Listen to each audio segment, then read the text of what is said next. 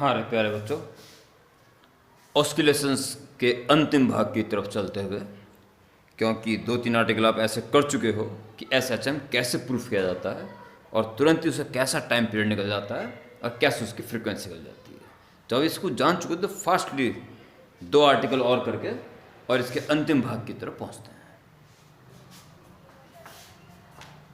Motion of simple pendulum, hand डाल दो। Motion of simple pendulum.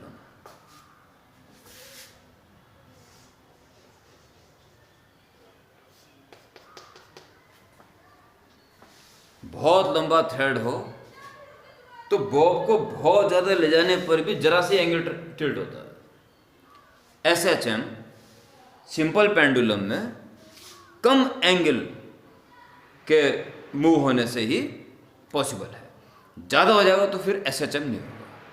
तो ध्यान रखना, थीटा जो बैंड करेगा ये काफ़ी स्मॉल होगा, यानी कि tense to 0। sin theta, tan theta is taken as theta, since sin 0 equal to tan 0 is equal to 0.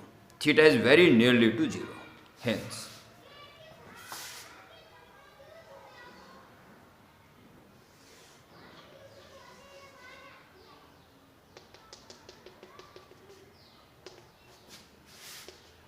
मास इसका अगर m है तो इस समय का वेट mg, टेंशन t, और ये एंगल अगर थीटा है तो ये भी थीटा ही है। mg cos थीटा t को से कंपेयर वो कर रहा है, ऑपोजिशन कर रहा है, ताकि t mg cos थीटा से बड़ा हो ताकि सेंट्रीपिटल फोर्स मिल सके। परंतु वापस लाने का काम जो कर रहा है mg cos हो गया mg sin, mg sin theta से वापस लाने का काम कर रहा है। बच्चों सर्कुलर मोशन है, इसलिए फोर्स से काम न लेके हमें टॉर्क से काम लेना पड़ेगा। मास की जगह हमें मोमेंट ऑफ इनर्शिया लेना पड़ेगा और लीनियर एक्सीलरेशन के बजाय हमें एंगुलर एक्सीलरेशन लेना पड़ेगा। रोटेशनल मोशन आप बहुत बेहतर तरह से पढ़े हुए हो, यानी कि जल्दी समझ जाएंगे आराम से। तो स्टार्टिंग कैसे करेंगे? मोशन ऑफ सिंपल पेंडुलम लिख दिया, डायग्राम बना दीजिए।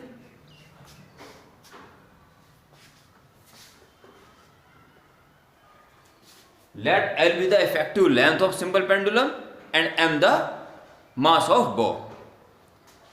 Its sum deflects one side and release oscillations starts when it is at angular displacement theta, restoring force, वापस लाने वाला फोर्स कौन सा है? साइड लिख देने के बाद restoring force mg sin, तो टॉर्क कितना काम कर रहा होगा, इसलिए restoring torque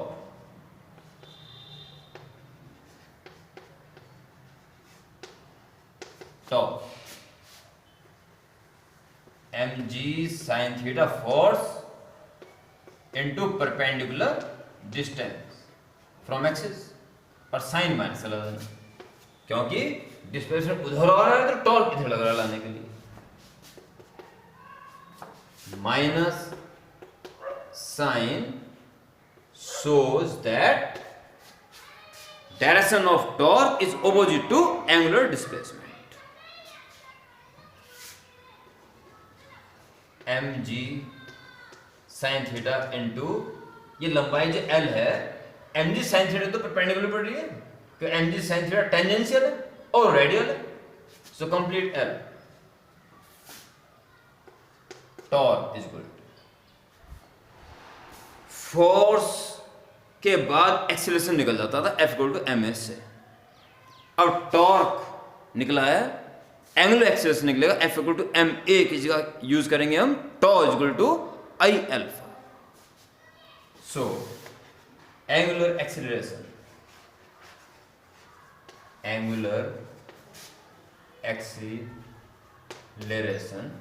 produced alpha is equal to tau upon I, tau is equal to I into alpha से alpha is equal to tau आप निकाल चुके हो minus mg sin theta into L और moment of inertia, bob is take as a point mass which moves in a circular path of radius L, string of length of string, mr square, m L square,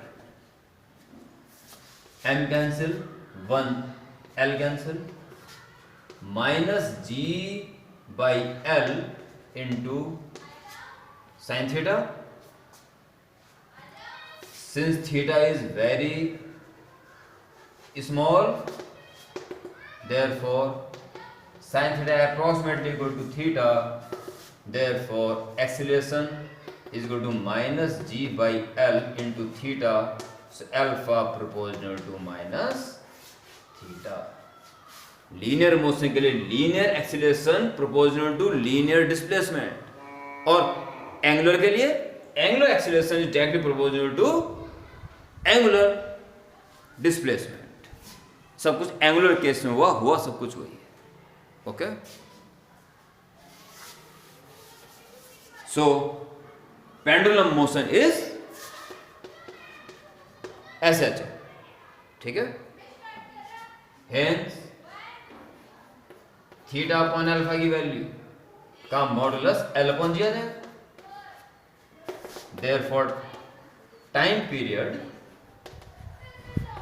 t is equal to 2 pi, पहले वर्डन formula, displacement angular लिखोगे यहाँ पे, angular displacement theta upon angular acceleration alpha. So t is equal to 2 pi under root, तो theta upon alpha की value होगी l upon g. L धागे की लंबाई है, जी कांस्टेंट है फॉर गिवन पेंडुलम. अब लंबाई को छोटा बड़ा कर तो फिर चेंज हो जाएगा मामला, पर गिवन पेंडुलम है तो जैसे खींच के छोड़ देंगे उसका ऑसिलेशंस करने का टाइम ऑलरेडी फिक्स है, लिहाजा इसका रेसिप्रोकल यानी कि फ्रीक्वेंसी भी ऑलरेडी फिक्स है.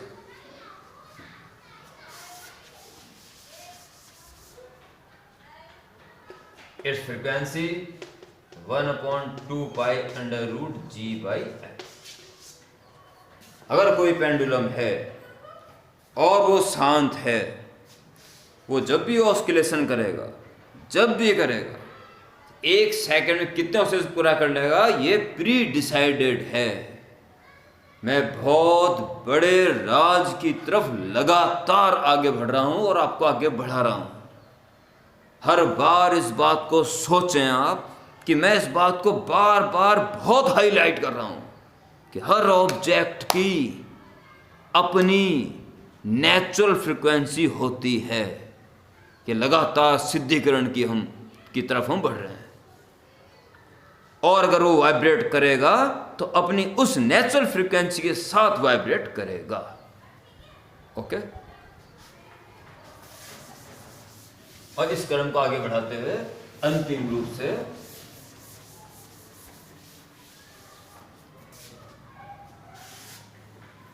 एक ऐसा वेसल बर्तन लोगे जिसकी लंबी सी नेक हो. जब इंजेक्शन में आप पीछे का पिस्टन दबाते हो और आगे से बंद कर देते हो तो पिस्टन आगे जा नहीं पाता, कि अंदर की एयर कंप्रेस होने के बाद फिर रिस्टोरिंग फोर्स लगाती है, पूरी तो गायब होगी नहीं वो. जब कंप्रेस हो जाएगी तो स्ट्रेस लगाएगी ना बाहर वापस आने के लिए, तो इस तरह से वो जा नहीं पाती अंदर. अगर ऐसा एक बर्तन आपके पास हो, एयर या कोई गैस भरी हो, और ऊपर एक बॉल जो पूरी तरह से इसको कवर कर ले, जरा सा भी एयर लीकेज ना हो, बॉल छोड़ दें तो कुछ नीचे जाएगी, एयर कंप्रेस हो जाएगी, बस फिर बैलेंस में आ जाएगी. अगर थोड़ा सा दाब दें और हटा दें तो पूरी दिन ऊपर आएगी और फिर ऑसिलेशंस करना शुरू कर देगी. We have to prove such oscillations are also SH. हमें इसका टाइम पीरियड और विशेष तौर पे फ्रीक्वेंसी निकाल के ये फिर सिद्ध करना है कि इस व्यवस्था की फ्रीक्वेंसी भी सुनिश्चित है पहले से ही. हेडिंग क्या डालोगे? Motion of A ball in a neck of a air chamber या गैस चैम्बर ऐसे लीजिए। एम मास की बॉल है, कहीं छोड़ दी गई थी, थोड़ा सा कंप्रेस करके फिर बैलेंस में आ गई। ये इसकी बैलेंसिंग पोजीशन बना दी, ये इसकी mean position.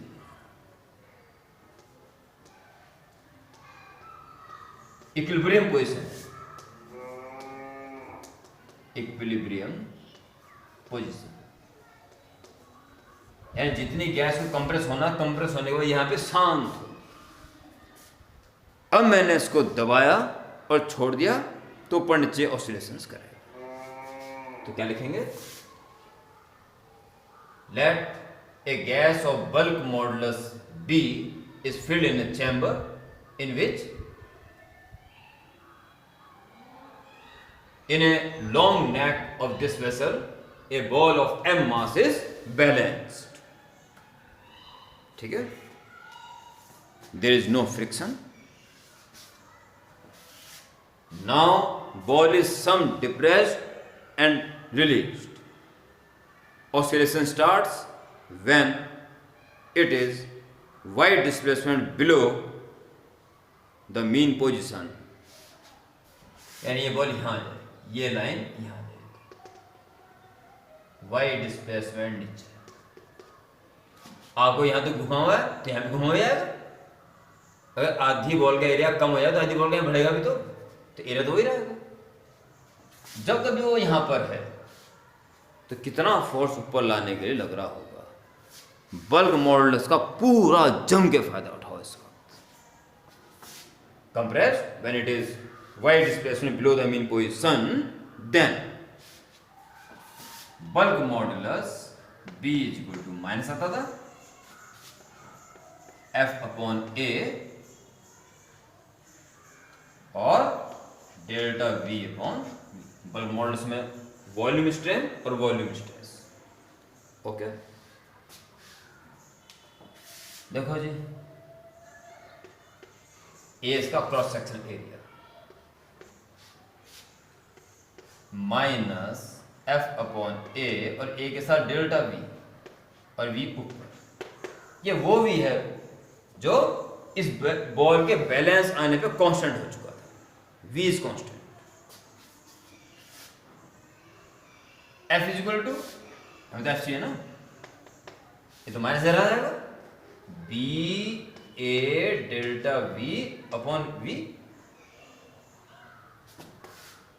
Minus B A upon V into delta we.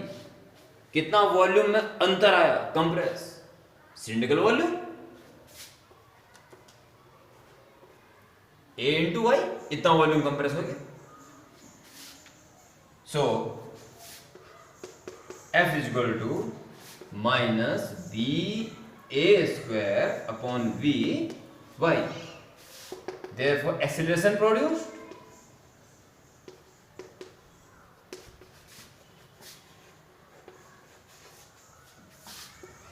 A is equal to F upon M minus F की value B A square Y upon V और अपॉन में M। A is equal to minus Y और B A square upon V into M। इस व्यवस्था के लिए B तो already constant है, बल्क मॉडुलस। नेक का area, cross section area constant है। बैलेंस में जो इक्विलिब्रियम में था तब का वॉल्यूम कांस्टेंट है और बॉल का मास कांस्टेंट है। बॉल हटा के दूसरी बॉल डाल दोगे तो भले ही मास चेंज हो जाए, पर वो गिवन सिस्टम नहीं कहलाएगा, फिर चेंज सिस्टम कहलाएगा। गिवन सिस्टम लो ओवरऑल कांस्टेंट है। Hence B A square upon V M is constant for given system. Therefore, A directly proportional to minus Y, so such motion is SHM.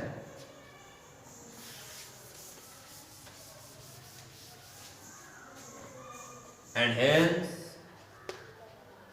And hence y upon a का magnitude, y upon a का magnitude हो जाएगा vm या mv और upon b a square.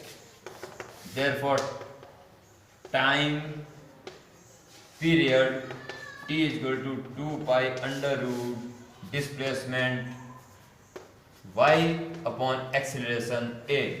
Therefore t is equal to 2 pi under root y upon a की value mv upon b a square which is overall constant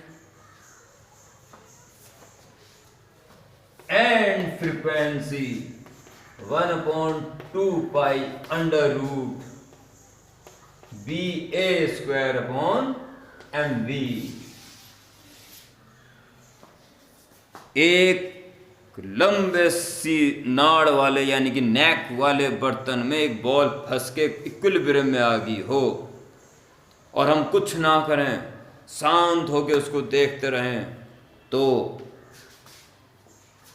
ये गुणा भाग करके जो वैल्यू आएगी, मान लो आएगी 10। इसका मतलब है अगर हमने उस बॉल को, अगर इसकी वैल्यू 10 आएगी तो उस बॉल को अगर कभी दबाया और अगर कभी दबा के हाथ हटाया तो 1 सेकंड में 10 ऑसिलेशंस ही करेगी, ये पहले से ही तय है। इस सिस्टम की जो मैंने मिटा दिया, दिव्य दृष्टि से देखो, आपको चैम्बर, लंबी सी गर्दन और बॉल दिखाई दे रही है, उसकी वाइब्रेशन करने की फ्रीक्वेंसी प्री डिसाइडेड है। ओके, इतना प्रूफ करने के बाद तो अब आप भी कह सकते हो हाँ सर, हमारे मोबाइल की फ्रीक्वेंसी भी, इसकी ऑन फ्रीक्वेंसी सुनिश्चित है, हमारी बस ये छोड़ देना, अपनी फ्रीक्वेंसी क्या है, हमारे विचारों की फ्रीक्वेंसी क्या है। इसीलिए अगली वीडियो सर्वोत्तम वीडियो आपके लिए होगी। आप अपनी फैमिली के साथ अगली वीडियो, इस वीडियो को थोड़ी लंबी कर दूंगा मैं कि कुछ आपके नोटिस पॉइंट्स इसी में आ जाएंगे। इस वीडियो में लंबी होने तो कोई बात नहीं, ताकि अगली वीडियो शुरू से ही आप अपने पेरेंट्स के साथ बैठ के देख सकें। कोशिश करना आप अपने पेरेंट्स के साथ ही देखें या मैं बाद में देखें। ओके, जैसी व्यवस्था हो दिखाएं जो इसके बाद वाली वीडियो। तो ये चेयर, वो पत्थर, वो प्लानेट, वो सन, वो ईंट, पत्थर, मोबाइल, बुक्स, ये वो, पीपल का वृक्ष, आम का वृक्ष, तमाम ऑब्जेक्ट्स, इन सब की फ्रीक्वेंसी अपनी अपनी पहले से डिसाइडेड हैं, जो उनकी अपनी नेचुरल फ्रीक्वेंसी कहलाएगी। ओके, कुछ छोटे छोटे डेफिनेशन लिखिए। Different types of oscillations.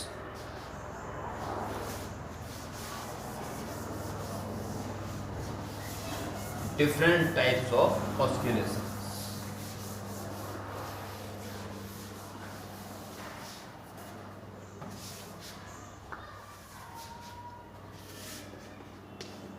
पहला लिखिए फ्री ऑस्किलेशंस।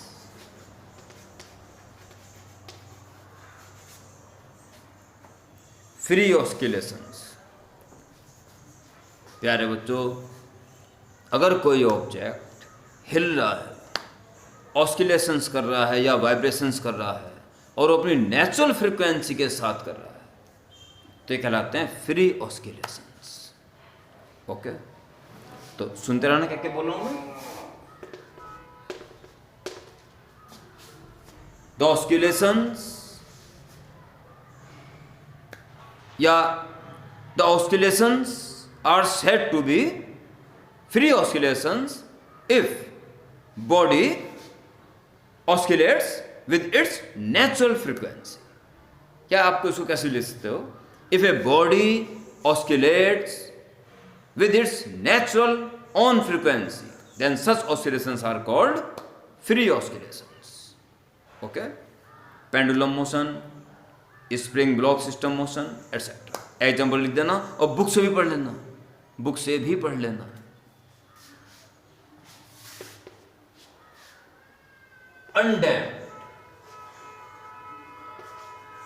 अनडैम्प्ड ऑस्किलेशन, जो डैम्प्ड ना हो, यानी उनका एम्पलीट्यूड कांस्टेंट बना रहे, ठीक है, और नेचुरल फ्रीक्वेंसी से चलते रहे और एम्पलीट्यूड घटे ना। Undamped oscillations are those oscillations which are take place with its natural frequency and constant amplitude. Okay, motion of pendulum of clock, ठीक है, motion of spring block system in vacuum, air resistance तो रोकता है ना उसको, तो vacuum ही नहीं होगा, एटसेट्रा। डैम्प oscillations,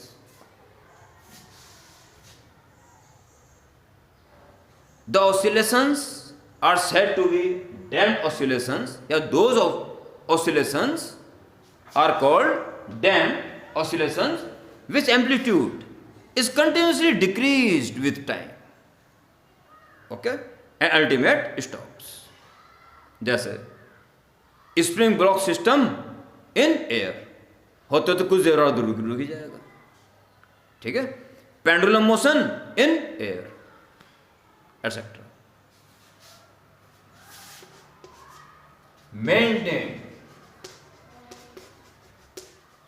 मेंटेन ऑस्किलेशंस, जिनको मेंटेन किया जाए, वो भी किसी मीडियम में, अगर किसी डैम्प्ड मीडियम में या विस्कस मीडियम में, यानी एयर में पेंडुलम ये टिक टिक टिक टिक ही हो रहा, अल्टीमेट कुछ देर बाद रुक जाएगा, पर घड़ी का पेंडुलम वो चलते रहता लगातार, क्योंकि उसमें या तो चाबी भरी हुई है, मैकेनिकल एनर्जी प्रोवाइड कर रखी है पहले, या सेल डाला हुआ इलेक्ट्रिक एनर्जी प्रोवाइड कर रखी है। तो डैम्पिंग के कारण एक सेकंड जितनी एनर्जी वो लॉस कर रहा था, वो इलेक्ट्रिक एनर्जी या मैकेनिकल एनर्जी उतनी पर सेकंड उसको प्रोवाइड भी कर रही है, ताकि उसका एम्पलीट्यूड मेंटेन बना रहा है, कांस्टेंट बना रहा है, ठीक है। तो सुने ढंग से, maintained oscillations are those oscillations which are take place with its natural frequency and having constant amplitude in any medium, as बहुत बड़ा example simple pendulum motion of clock, ठीक है।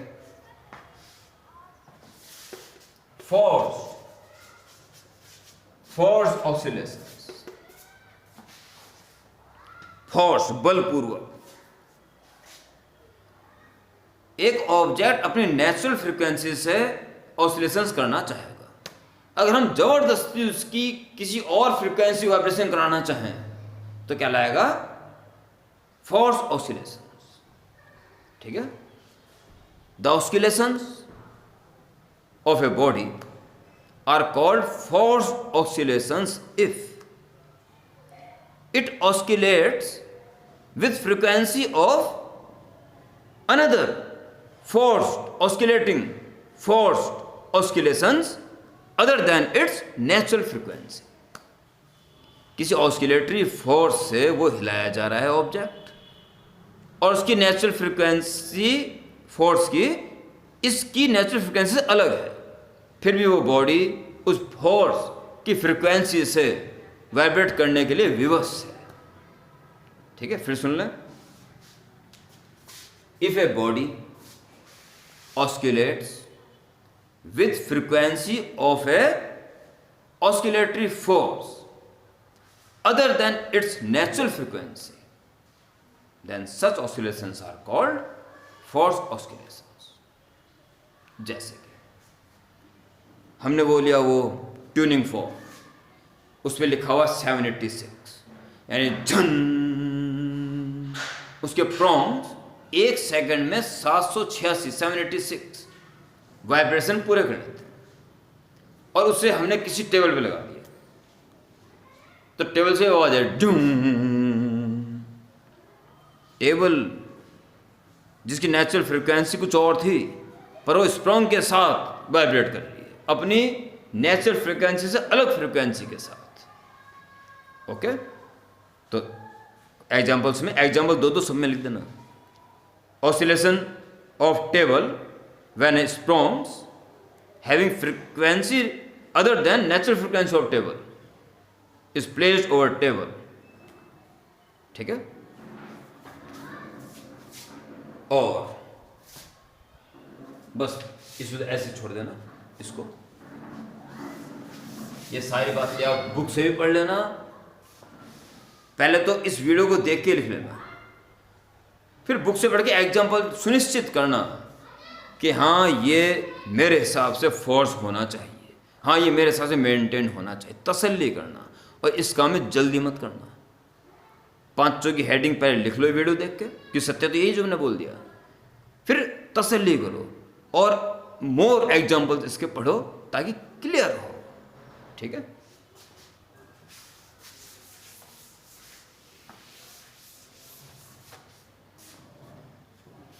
विशेष हेडिंग डाल दें,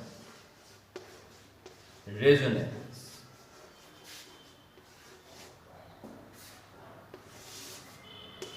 जिसका हिंदी में नाम है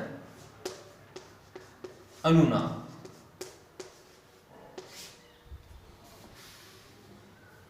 ये हेडिंग डाल देंगे और यहां से आपका वो एक लेक्चर जो मेरी अपनी लाइफ के लिए भी बहुत इंपॉर्टेंट है, आपकी लाइफ को भी निश्चित रूप से सफलता की ओर परिवर्तित करेगा। नहा धो के पूरे कंसंट्रेशन के साथ सारे काम निपटा के अगली वीडियो को देखेंगे और उसको फॉलो करेंगे अपनी लाइफ में। सब्जेक्ट में तो कर ही रहे हो, अपनी लाइफ में भी। ओके, फिर एक मैं मूवी का नाम बताऊंगा आपको, उसके बाद फिर उसको देखना। उसका मूवी का जिक्र कई बार इस आने वाले लेक्चर में आ जाएगा। ठीक है, इसको ऐसे मत उड़ा देना, ये आप निश्चित रूप से अपनी फैमिली सहित देखना। ओके, तो यहाँ तक का काम अपडेट कर लें बिल्कुल, और अगली वीडियो की प्रतीक्षा करें। ओके, जय हिंद। अटेंडेंस के रूप में कुछ भी लिख के भेज दो जो आपको अच्छा लगता है, पर भेज जरूर देना। ठीक है, आप में से 1-2 बच्चे अटेंडेंस नहीं भेज रहे हैं, मैं उनका नाम ले सकता हूँ अभी, पर क्योंकि आप भी मेरे बच्चे ही हो इसलिए आपकी इंसल्ट मेरी इंसल्ट ही है। तो ये कहूँगा हर बच्चा अटेंडेंस भेजे ताकि मैं तसल्ली हो कि पूरी वीडियो देखी गई है। ओके बच्चों, जय हिंद।